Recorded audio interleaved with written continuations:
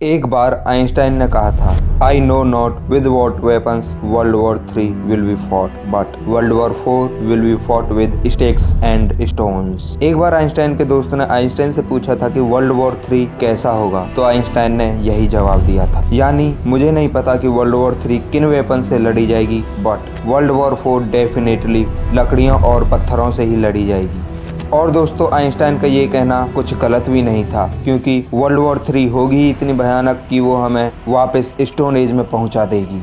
और आज हम इस वीडियो में ऐसी ही 3 भयानक वॉर्स के बारे में डिस्कस करने वाले हैं। उनके पीछे क्या रीजंस थे, साथ ही उनका दुनिया पर क्या इम्पैक्ट पड़ा। और इनमें थर्ड वॉर वैसे तो वर्ल्ड वॉर नहीं है, बट फिर भी ये वर्ल्ड वॉर बन सकती थी। और साथ ही दोस्तों, आपको बता दें कि ये तीनों वॉर एक दूसरे से कनेक्टेड हैं, तो इस वीडियो को स्किप किए बिना ही देखना। बिना टाइम वेस्ट किए स्टार्ट करते हैं इस वीडियो को with the name most destructive Wars of history. सबसे पहले जानते हैं वर्ल्ड वॉर 1 के बारे में। दोस्तों, वर्ल्ड वॉर 1 को कई और नामों से भी जाना जाता है, जैसे the great war, war of Wars और एंड ऑफ ऑल वॉर्स। लड़ाइयाँ तो बहुत हुई, बट वर्ल्ड वॉर जैसी भयानक और बेमतलब की लड़ाई इतिहास में कभी नहीं हुई, क्योंकि ये लड़ाई रुक भी सकती थी, बट तब के टाइम पर जो देश थे वो लड़ाई करने में और दूसरे देशों को लूटकर उन पर हुकूमत करने में अपने आप को बड़ा और इसे अपनी शान समझते थे। स्कूल्स में हमें बताया गया है कि वर्ल्ड वॉर 1 ऑस्ट्रिया हंगरी के राजकुमार आर्क ड्यूक फ्रांज फर्डिनेंड की हत्या के कारण ही वर्ल्ड वॉर 1 स्टार्ट हुई थी। बट दोस्तों, ये पूरी तरह से सच नहीं है। मतलब हम यहाँ बात कर रहे हैं वर्ल्ड वॉर की, और सिर्फ एक इंसान की हत्या के कारण वर्ल्ड वॉर कैसे स्टार्ट हो सकती है। तो वर्ल्ड वॉर 1 के पीछे रियल रीजंस क्या थे, आइए जानते हैं इस वीडियो में। वैसे दोस्तों, वर्ल्ड वॉर 1 का कोई एक रीजन नहीं था। वर्ल्ड वॉर 1 के कई रीजन्स थे, जो कुछ इस तरह हैं, जिसमें सबसे पहला है नेशनलिज्म, यानी राष्ट्रवाद। अब ये तो अच्छी बात है ना, अपने देश के लिए अच्छा सोचना, सिंपैथी और प्राउड फील करना, यही तो है नेशनलिज्म। दरअसल ऐसा नहीं है। तब के टाइम पर नेशनलिज्म का मीनिंग अपने देश को दूसरे देशों से महान समझना और दूसरे देशों को अपनी कंट्री के कंपैरिजन में नीचा समझना। तब के टाइम पर लोगों के मन में अपने देश को महान साबित करने का एकमात्र तरीका दूसरे देशों के साथ युद्ध करके उन्हें युद्ध में हराना था। यही तब के टाइम पर लोगों के लिए महानता थी। साथ ही 1900 के टाइम पर यूरोप में रिलीजियस इंटीग्रेशन भी होने लगा था, यानी सेम कास्ट, सेम रिलीजन और सेम लैंग्वेज के लोग एकजुट होने लगे थे, जिससे नेशनलिज्म और भी बढ़ने लगा। तब के टाइम पर कोई प्रेसिडेंट नहीं बल्कि चांसलर और मोनार्क हुआ करते थे, यानी कुछ इस तरह अगर कोई इंसान किसी कंट्री का चांसलर बन जाता है तो उस देश का सारा कंट्रोल उस इंसान के हाथ में आ जाता था। वैसे दोस्तों, सभी देशों में नेशनलिज्म नहीं था। ब्रिटेन, फ्रांस और स्विट्जरलैंड, ये कुछ ऐसे देश थे जिनमें नेशनलिज्म नहीं था, और नेशनलिज्म सिर्फ यूरोप में था। यूरोप में ही नेशनलिज्म का जन्म हुआ था। नेशनलिज्म में उस देश का लीडर जो कुछ कह देता था वो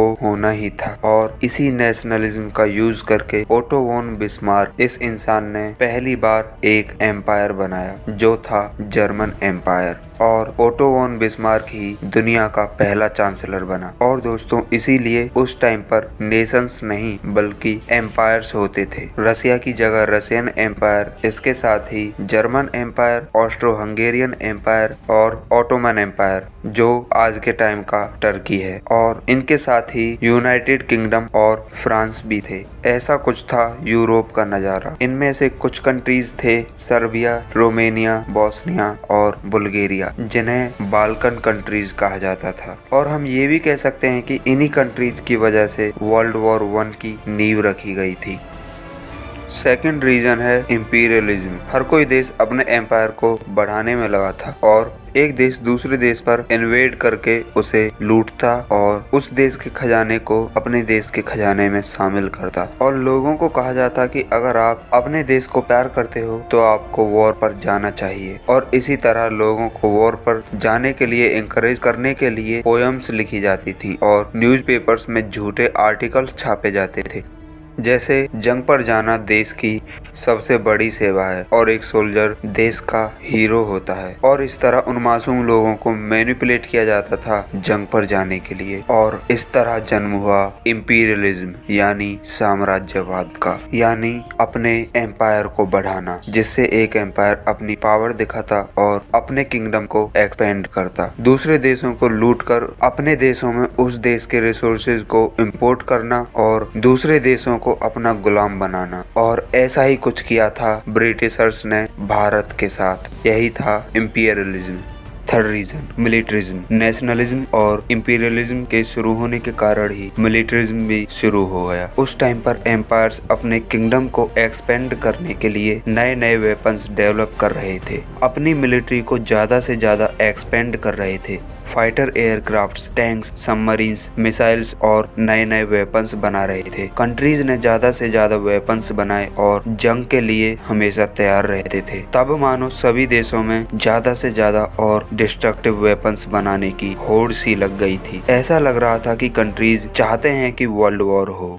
fourth reason mutual defence alliances. ये बहुत ही इम्पोर्टेंट रीजन है दोस्तों, और इसी रीजन के कारण दुनिया के कई देशों ने वर्ल्ड वॉर 1 में पार्टिसिपेट किया। अब कंट्रीज ने एक दूसरे से ट्रीटीज करना स्टार्ट कर दिया था, यानी अगर एक देश पर कोई खतरा आए तो दूसरा देश साथ मिलकर उस खतरे का सामना करेगा, और इसी कारण कई ट्रीटीज हुई, और ये सभी ट्रीटीज गुप्त ट्रीटीज थी, जिनमें Russia and Serbia, Germany and Austria Hungary, France and Russia, Britain, France and Belgium, और जापान एंड ब्रिटेन, ये कुछ अलायंस ट्रीटीज हुई थी। और इनके साथ ही 2 बड़ी ट्रीटीज हुई थी, जिनके कारण यूरोप 2 पार्ट्स में डिवाइड हो गया। ट्रिपल अलायंस, जिसमें जर्मनी, ऑस्ट्रिया हंगरी और इटली शामिल थे, और दूसरी है ट्रिपल एंतांते, जिसमें फ्रांस, ब्रिटेन और रसिया शामिल थे। ये 2 ट्रीटीज सबसे बड़ा रीजन है इस वॉर का वर्ल्ड वॉर बनने का, और ये सब कुछ इंपीरियलिज्म को बढ़ाने के लिए किया गया था। एक देश दूसरे देश की मदद करता और इंपीरियलिज्म बढ़ता, इसीलिए इन सभी कंट्रीज के बीच हमेशा डिस्प्यूट का माहौल बना रहता था, खासकर बाल्कन कंट्रीज के लिए। और 24 अप्रैल 1877 को ऑटोमन एम्पायर और रशियन एम्पायर के बीच एक जंग भी हुई थी, जिसमें रशियन एम्पायर ने बाल्कन कंट्रीज को ऑटोमन एम्पायर से आज़ाद होने में मदद की थी। रसिया और ऑटोमन एम्पायर की इस वॉर का एंड 1878 में ट्रीटी ऑफ बर्लिन से हुआ था, जिसमें बाल्कन कंट्रीज ऑटोमन एम्पायर से आज़ाद हो गई थी। बट दोस्तों, जैसे ही बाल्कन कंट्रीज ऑटोमन एम्पायर से आज़ाद हुई, इसका फायदा उठाकर ऑस्ट्रो हंगेरियन एम्पायर ने बोस्निया पर हमला कर दिया, और अब फिर से बोस्निया की आज़ादी छिन गई। बोस्निया पहले ही 400 वर्षों तक ऑटोमन एम्पायर के अंडर रहा था, और अब फिर से ऑस्ट्रो हंगेरियन एम्पायर के अंडर आ गया। इससे बोस्निया को जो आज़ादी मिली थी वो फिर से छिन गई, और इस इन्वेजन से न सिर्फ बोस्निया बल्कि बोस्निया का नेबर कंट्री सर्बिया भी भड़क उठा, क्योंकि सर्बिया और बोस्निया इन दोनों कंट्रीज का कनेक्शन बहुत गहरा था। सर्बिया और बोस्निया दोनों कंट्रीज ही स्लाविक कंट्रीज थी। अब ये स्लाव्स कौन थे? ये उस टाइम पर एक रेस थी जिन्हें स्लाव्स कहा जाता था। इन दोनों कंट्रीज में एक भाईचारा था, दोनों कंट्रीज एक दूसरे को अलग नहीं मानती थी, और इसीलिए ऑस्ट्रिया का बोस्निया पर हमला करना सर्बिया को कुछ खास अच्छा नहीं लगा। और अब आता है इस कहानी का इमीडिएट कॉज, जिसने मानो बारूद से बने पहाड़ में एक स्पार्क का काम किया। अब बोस्निया में ऑस्ट्रिया के अगेंस्ट एक रेवोल्यूशन स्टार्ट हो गया था, जिसमें सर्बिया ने भी बोस्निया की मदद की थी, जिससे बोस्निया में एक ग्रुप ऑफ पीपल भी बन गया जो ऑस्ट्रिया के अगेंस्ट था। और मौका पाते ही जब ऑस्ट्रिया के राजकुमार आर्क ड्यूक फ्रांज फर्डिनेंड और उनकी वाइफ सोफिया जब बोस्निया के साराजेवो सिटी में टूर पर थे, तब ब्लैक नाम के ग्रुप के 6 रेवोल्यूशनरीज में से एक ने फर्डिनेंड की गाड़ी पर बम फेंका, बट वो बम गाड़ी से टकराकर साइड में फट गया और फर्डिनेंड और उनकी पत्नी बचकर निकल गए। और तब फर्डिनेंड वहां जिस मीटिंग के लिए आए थे उस मीटिंग को कैंसिल किया, और जो लोग उस बम के कारण घायल हुए थे उन्हें देखने के लिए चल दिए। पर जब वो हॉस्पिटल जा रहे थे तब उनकी कार ने एक रॉन्ग टर्न ले लिया, और वहाँ पर एक 19 years old revolutionary revolutionary student Gavrilo Princip, जो ब्लैक हैंड ग्रुप का एक मेंबर था, वो उनसे कुछ फीट की दूरी पर खड़ा था और जब उनका ड्राइवर कार को वापस मोड़ रहा था तब मौका पाते ही उसने ऑस्ट्रिया के राजकुमार आर्क ड्यूक फ्रांज फर्डिनेंड और उनकी वाइफ सोफिया की 28 जून 1914 को 11:15 AM के टाइम गोली मारकर हत्या कर दी। उस स्टूडेंट को तो उसी टाइम अरेस्ट कर लिया गया, बट 20 इयर्स में 2 महीने छोटा होने के कारण ग्राविलो प्रिंसिप को डेथ पेनल्टी ना देकर उसे 20 इयर्स की जेल की सजा दी जाती है। अब ऑस्ट्रिया के राजा को बहुत गुस्सा आया इस घटना के बाद, और क्योंकि ब्लैक हैंड ग्रुप सर्बिया से ऑपरेट किया जाता था तो ऑस्ट्रिया ने सर्बिया को एक लेटर लिखा जिसमें ऑस्ट्रिया ने सर्बिया को सरेंडर करने के लिए कहा। बट जब सर्बिया ने सरेंडर करने से मना कर दिया तो ऑस्ट्रिया ने सर्बिया के अगेंस्ट 28 जुलाई 1914 को वॉर डिक्लेयर कर दी। ऑस्ट्रिया ने जर्मनी से कहा कि हम सर्बिया पर अटैक कर रहे हैं, अगर रसिया इस वॉर में दखल दे तो तुम उसे देख लेना। जर्मनी ने भी कहा ठीक है, तुम हमला करो, हम रसिया को देख लेंगे। और यहाँ से असली वर्ल्ड वॉर की स्टार्टिंग होती है 28 जुलाई 1914। इसी डेट को ऑफिशियली वर्ल्ड वॉर 1 की स्टार्टिंग मानते हैं। अब कैसे वर्ल्ड के कई और कंट्रीज इस वॉर में आए, आइए जानते हैं। इस हत्या के बाद 28 जुलाई 1914 को तो ऑस्ट्रो हंगेरियन एम्पायर ने सर्बिया पर वॉर डिक्लेयर कर दी थी। अब रसिया अपनी अलायंस ट्रीटी को निभाने पहुंचता है और सर्बिया को बचाने के लिए इस वॉर में कूद पड़ता है। इसके साथ ही ऑटोमन एम्पायर, जो आज का टर्की है, उसकी दुश्मनी रसिया से थी, क्योंकि मैंने आपको पहले ही बताया कि रसिया ने बाल्कन कंट्रीज को ऑटोमन एम्पायर से आजाद कराया था। इसी दुश्मनी के कारण ऑटोमन एम्पायर ने वॉर डिक्लेयर कर दी रसिया के अगेंस्ट। और दूसरी ओर जर्मनी देखता है कि रसिया वॉर में उतर आया है। जर्मनी ने जैसे ऑस्ट्रिया को वादा किया था उसी वादे को निभाने के लिए 1 अगस्त 1914 को जर्मनी वॉर डिक्लेयर कर देता है रसिया के खिलाफ। साथ ही जर्मनी बेल्जियम पर भी कब्जा करना चाहता था, क्योंकि फ्रांस, बेल्जियम और ब्रिटेन की ट्रीटी हुई थी। इसीलिए 3 अगस्त 1914 को बेल्जियम के लिए जर्मनी फ्रांस पर वॉर डिक्लेयर कर देता है। इसी के साथ 4 अगस्त 1914 को बेल्जियम पर भी जर्मनी वॉर डिक्लेयर कर देता है। अब क्योंकि ब्रिटेन की बेल्जियम से ट्रीटी हुई थी तो ब्रिटेन पहुंचता है बेल्जियम को बचाने के लिए। पहले तो फ्रांस जर्मनी से हार रहा था और जर्मन सोल्जर्स फ्रांस में पेरिस तक पहुंच गए थे, बट अब ब्रिटेन का सपोर्ट मिलने के कारण फ्रांस दोबारा से जर्मनी का सामना करने लगता है। और इसी के साथ ब्रिटेन और जापान की ट्रीटी के अकॉर्डिंग जापान किसी भी वॉर में ब्रिटेन की मदद करेगा, तो जापान भी ब्रिटेन का साथ देने के लिए इस वॉर में आ गया। अब ऑटोमन एम्पायर ने रसिया पर बमबारी और सबमरीन से अटैक करना स्टार्ट कर दिया था। इसी के साथ जर्मनी ने भी अपनी सबमरीन्स वॉर में उतार दी। 26 से 30 अगस्त 1914 को रसिया और जर्मनी के बीच टेननबर्ग में एक वॉर हुई थी, जिसमें रसिया की हार हुई थी, बट फिर भी रसिया इस वॉर से बाहर नहीं हुआ था। अब सिर्फ एक देश था जो इस वॉर से अनजान था, वो था यूएस। यूएस ने इस वॉर में न्यूट्रल रहने का फैसला किया था, यानी यूएस किसी की भी ओर से इस वॉर को नहीं लड़ेगा और अमेरिका सभी कंट्रीज को वेपन सप्लाई करेगा। बट जब जर्मनी ने अपनी सबमरीन्स वॉर में उतारी तब जर्मनी पैसेंजर शिप्स को टारगेट करने लगा था, जिसमें कई बार अमेरिकन भी मारे जाते थे। बट फिर भी यूएस ने पीसफुली जर्मनी को अमेरिका से दूर रहने को कहा, बट फिर भी जर्मनी नहीं माना। और एक बार फिर 1915 में जर्मनी ने एक ब्रिटिश शिप लुसितानिया को डुबा दिया, जिसमें 1200 ब्रिटिशर्स के साथ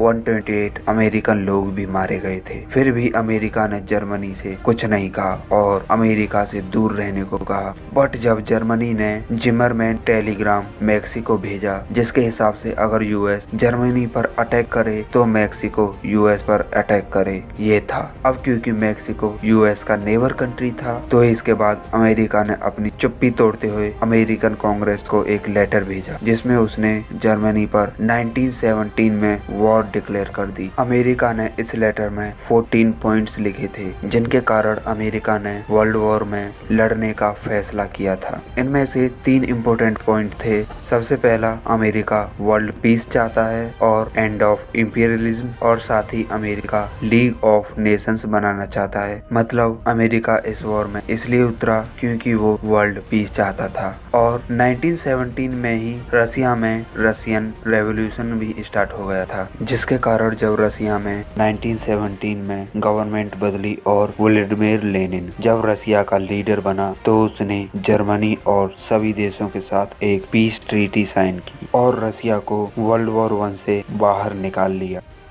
अब बात करते हैं इस वॉर का एंड कैसे हुआ। वैसे आप खुद ही देख लीजिए, एक तरफ Russia, Serbia, France, Britain, US, Japan और इटली। हाँ, इटली ने अपने ही एलाई कंट्रीज ऑस्ट्रिया, हंगरी और जर्मनी पर हमला कर दिया, क्योंकि इटली, ऑस्ट्रिया और जर्मनी के बीच यह ट्रीटी हुई थी कि अगर तुम पर कोई हमला करेगा तब हम तुम्हारी मदद करेंगे। बट यहाँ तो उल्टा जर्मनी और ऑस्ट्रिया ने मिलकर सर्बिया पर हमला किया था। इसीलिए इटली अपनी ट्रीटी से पीछे हट गया और फ्रांस और ब्रिटेन की तरफ से लड़ने लगा। अब आप खुद ही अंदाजा लगा सकते हैं कि इस वॉर में किसकी जीत होनी थी। चलो अब फाइनल रिजल्ट पर आते हैं। इस वॉर के रिजल्ट में लगभग $180 बिलियन का लॉस हुआ था और वर्ल्ड के सभी देशों की इकोनॉमिक कंडीशन बिल्कुल नीचे चली गई थी, जिसके कारण कई देशों में गरीबी और बेरोजगारी आ गई, खासकर सेंट्रल कंट्रीज में। और इस वॉर का एंड 11 नवंबर 1918 को हुआ था। अब इस वॉर में जो कंट्री जीते थे यानी ट्रिपल एंतांते, जिनमें ब्रिटेन, फ्रांस, रसिया, अमेरिका और जापान जैसे देश थे। इन देशों को हारे हुए देशों का भविष्य तय करना था। तो इसे अंजाम देने के लिए अमेरिका, फ्रांस और ब्रिटेन के प्रेसिडेंट फ्रांस के पेरिस सिटी के वर्साई महल में इकट्ठा हुए और इसके बाद ही ट्रीटी ऑफ वर्साइलिस भी हुई थी। अब 1919 में जब ये ट्रीटी ऑफ वर्साइलिस हुई थी तब वर्ल्ड वॉर 1 का सारा आरोप जर्मनी पर लगाया गया था और इसलिए जर्मनी पर कई रेस्ट्रिक्शंस और चार्जेस भी लगाए गए थे, जिसमें युद्ध के लिए जर्मनी पर $33 बिलियन का कंपनसेशन भी लगाया गया था। यानी इस वॉर के कारण जिन भी कंट्रीज को लॉस हुआ था उसके लिए अब जर्मनी को हर एक कंट्री को कुछ कंपनसेशन देना होगा। साथ ही जर्मनी की कई टेरिटरीज जो अफ्रीका में थी वो भी फ्रांस और ब्रिटेन ने आपस में बांट ली। अब इसके बाद जर्मनी का नक्शा वर्ल्ड वॉर 1 से पहले ऐसा था और वर्ल्ड वॉर 1 के बाद कुछ ऐसा हो गया। जर्मनी को कई देशों में डिवाइड कर दिया गया और साथ ही अब जर्मनी सिर्फ 1 लाख तक ही सोल्जर्स की आर्मी रख सकता था। जर्मनी कोई भी मिलिट्री वेपन्स डेवलप नहीं कर सकता था। अब क्योंकि जर्मनी हार गया था तो जर्मनी को इस ट्रीटी पर मजबूरन साइन करना पड़ा था। और दोस्तों, जर्मनी पर जो $33 बिलियन का रीपेमेंट लगाया गया था वो इतना ज्यादा था कि जर्मनी ने उसकी लास्ट इंस्टॉलमेंट 2010 में पे की थी। इसके साथ ही इन तीनों कंट्रीज ने एक ऐसी ही treaty of Saint Germain Austria Hungary के साथ भी की थी, जिसमें ऑस्ट्रिया हंगरी को पूरी तरह से तोड़ दिया गया और ऑस्ट्रिया हंगरी में से कई नए कंट्रीज बनाए गए थे जो कुछ इस तरह हैं, जिससे ऑस्ट्रो हंगेरियन एम्पायर भी खत्म हो गया। साथ ही इसी तरह ट्रीटी ऑफ सेवरेस में ऑटोमन एम्पायर को खत्म कर दिया। अब ऑटोमन एम्पायर वर्ल्ड वॉर 1 के बाद कुछ ऐसा हो गया था। अब इसके बाद लीग ऑफ नेशंस एस्टेब्लिश किया गया, जिसका गोल था वर्ल्ड पीस यानी विश्व शांति। बट दोस्तों, आपको एक बात बताऊं, ये बहुत बड़ा फेलियर था, क्योंकि लीग ऑफ नेशंस के बनने के 20 इयर्स बाद ही वर्ल्ड वॉर 2 हो गया था। दोस्तों, अब बात करते हैं वर्ल्ड वॉर 1 में भारत का क्या रोल था। तो दोस्तों, क्योंकि भारत उस टाइम पर ब्रिटिश रूल के अंडर था तो भारत ने वर्ल्ड वॉर 1 में ब्रिटेन की ओर से ही भाग लिया था, जिसमें लगभग 12 लाख भारतीय सैनिकों ने भाग लिया था और ना जाने वर्ल्ड वॉर 1 में कितने ही भारतीय सैनिक मारे गए होंगे।